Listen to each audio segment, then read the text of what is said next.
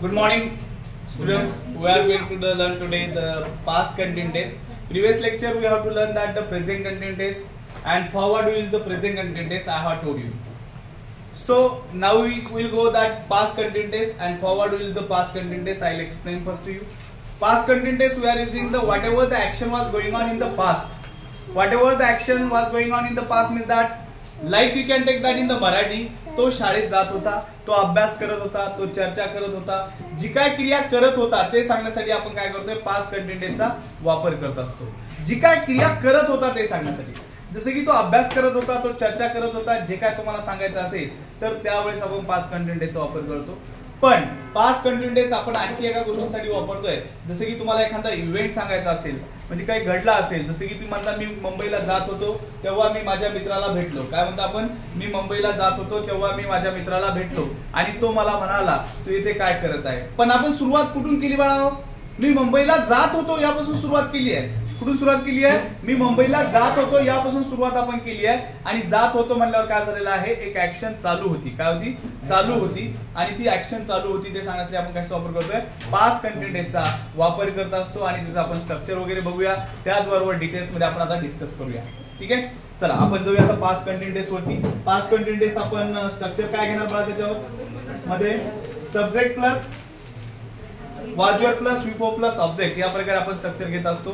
जसे की आपण प्रेझेंट कंटिन्यूस मध्ये काय स्ट्रक्चर घ्यायचो, सब्जेक्ट प्लस ॲलिजार प्लस विफो प्लस ऑब्जेक्ट या प्रकारे आपण प्रेझेंट कंटिन्यूस मध्ये स्ट्रक्चर घ्यायचो. आणि आता पास्ट कंटिन्यूस मध्ये आपण स्ट्रक्चर घेतोय तर ते काय घेतोय, subject plus was were plus V four plus object या प्रकारे आपण स्ट्रक्चर घेत असतो. आता लक्षात घ्यायचं तुम्हाला की आता आपण स्ट्रक्चर पहिला घेणार.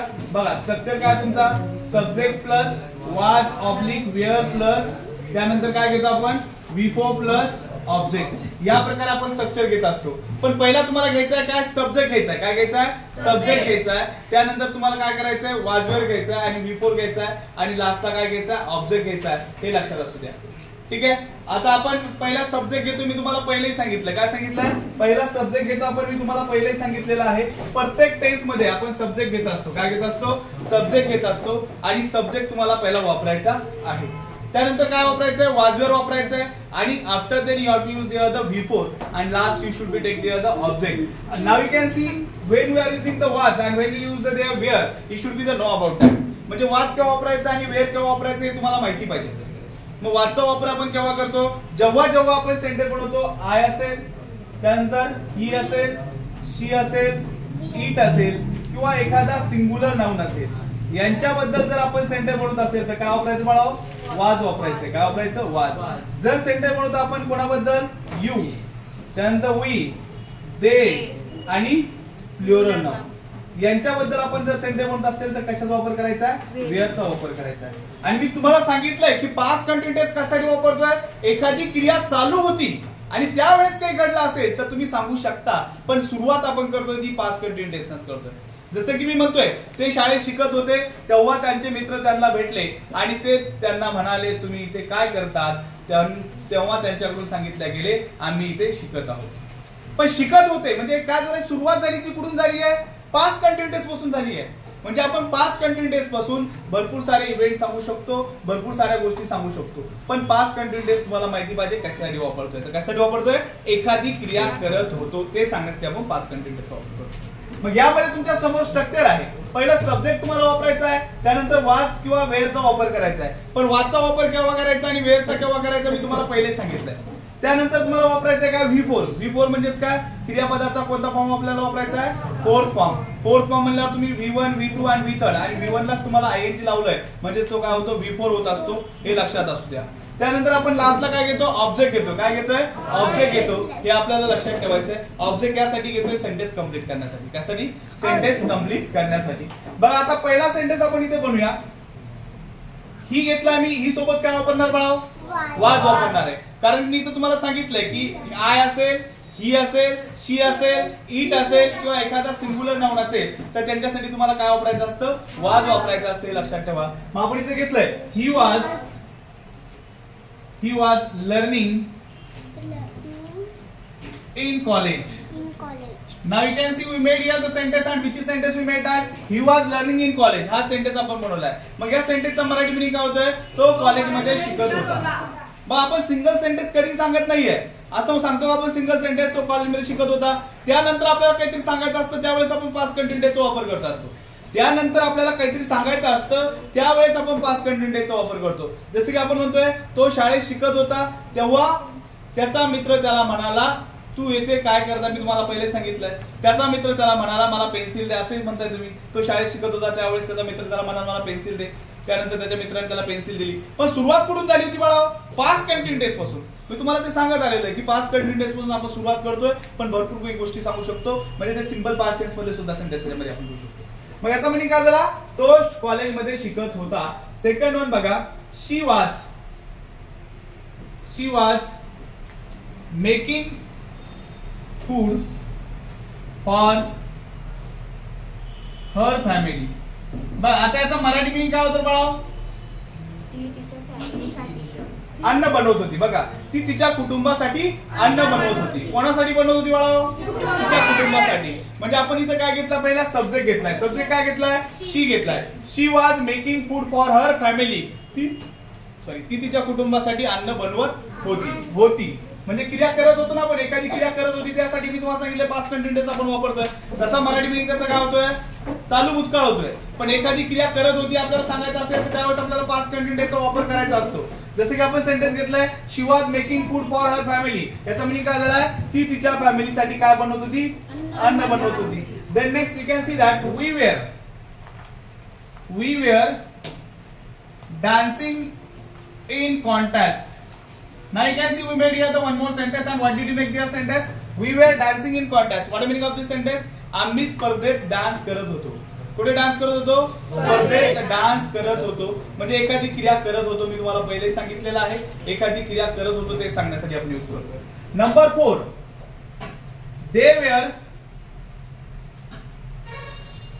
were starting their business. आता याचा मराठी मिनिंग काय होतं बाळा? सांगा बरं. They were starting their business. ते त्यांचा व्यवसाय सुरू करत होते. काय करत होते? ते त्यांचा व्यवसाय सुरू करत होते. आणि मी तुम्हाला पहिले सांगितलंय की जी काय क्रिया करत होतो ते सांगायचं तर पास्ट कंटिन्यूचा वापर करायचा असं असं. आता बघा नेक्स्ट सेंटेन्स आपण घेऊया number 5. You were sleeping at this time yesterday. आता याचा मिनिंग काय होतं बाळा? सांगा. तू काल या वेळेला झोपत होता. काय? तू काल या वेळेला झोपत होता. म्हणजे एखादी क्रिया करत होता. मी तुम्हाला तेच सांगितलं पहिला. पण next number 6, noun we are taking here. Ram was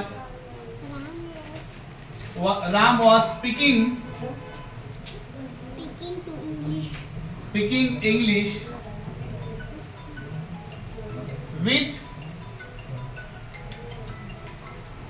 with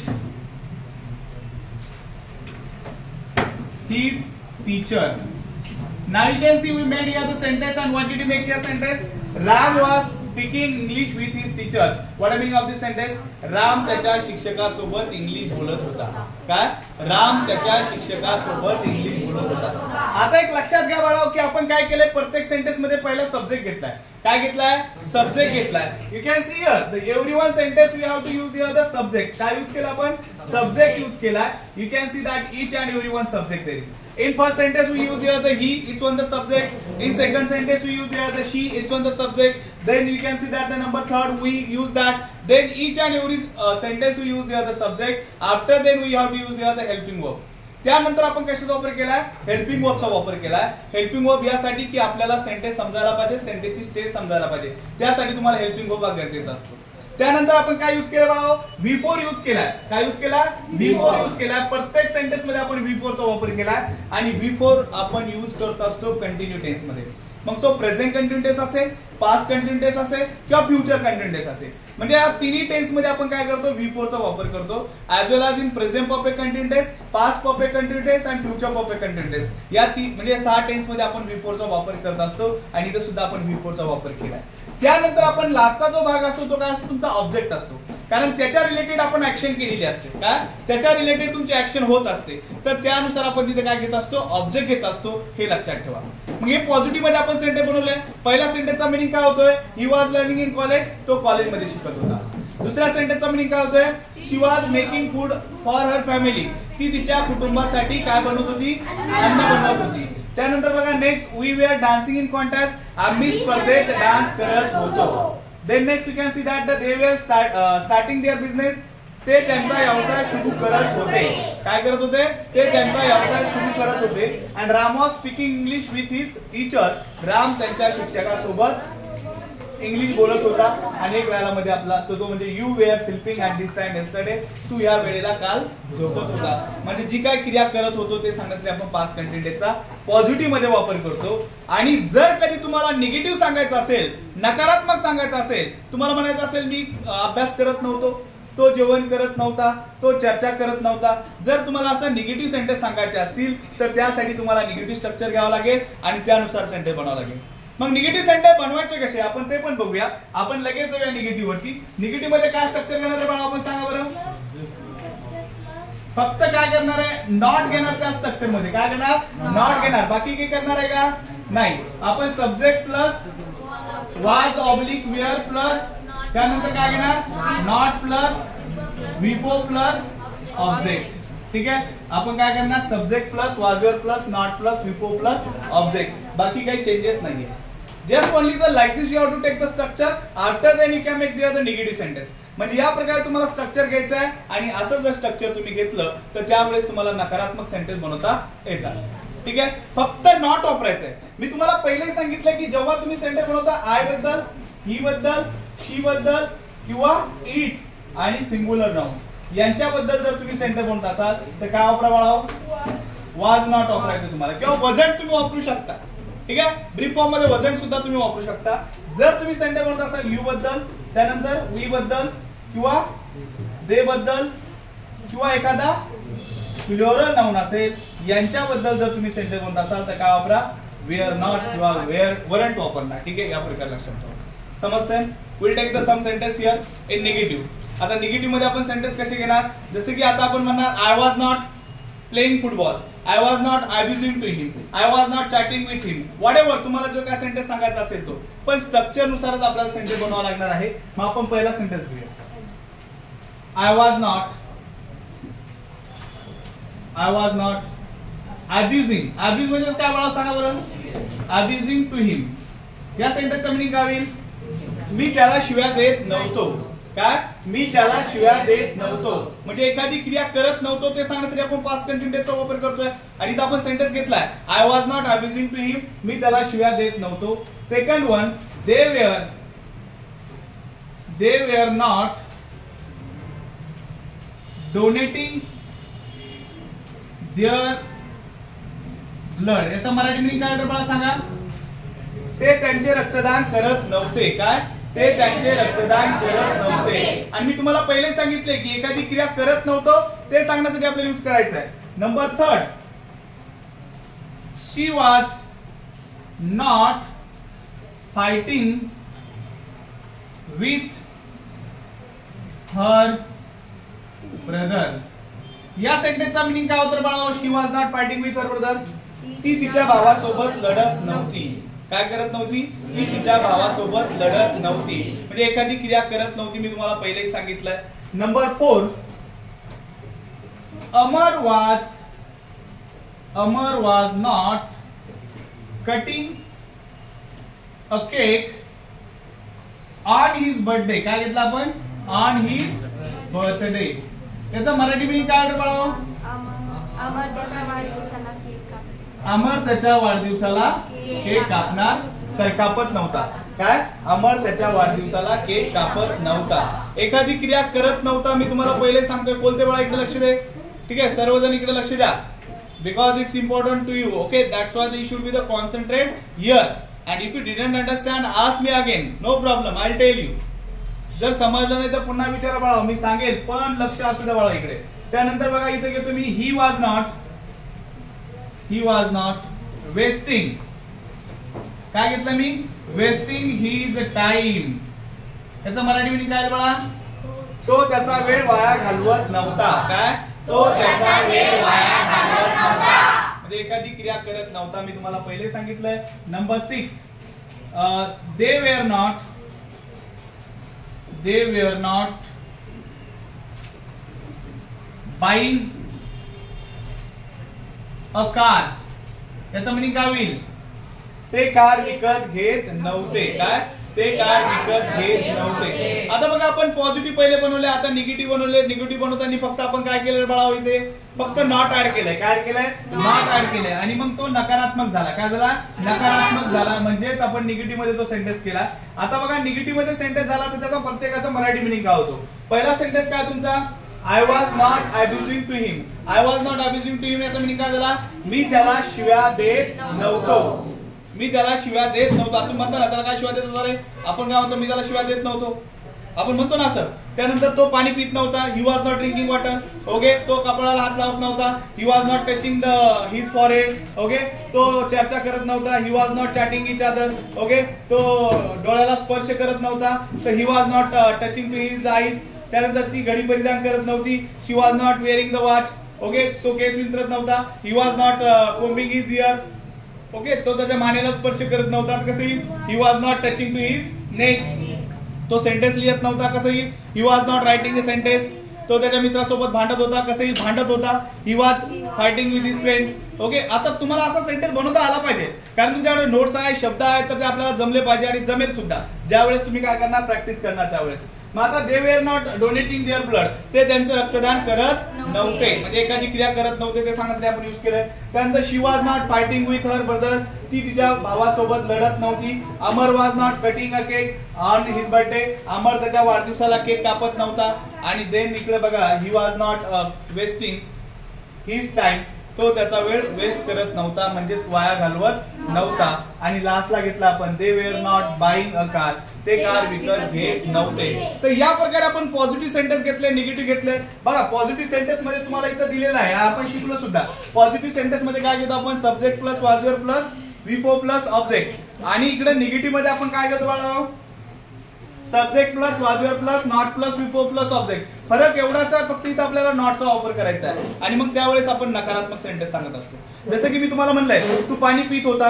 तू पाणी पित होता मी असं म्हणलंय. मग काय? You are drinking water. पण तू पाणी पित नव्हता तर काय म्हणतात? You are not drinking water. Okay. तू सेंटेन्स लिहित होता, मग मी काय म्हणणार? You are writing a sentences. पण तू सेंटेन्स लिहित नव्हता, मी काय म्हणणार? आता तो बोट खात होता, मी कसं म्हणणार?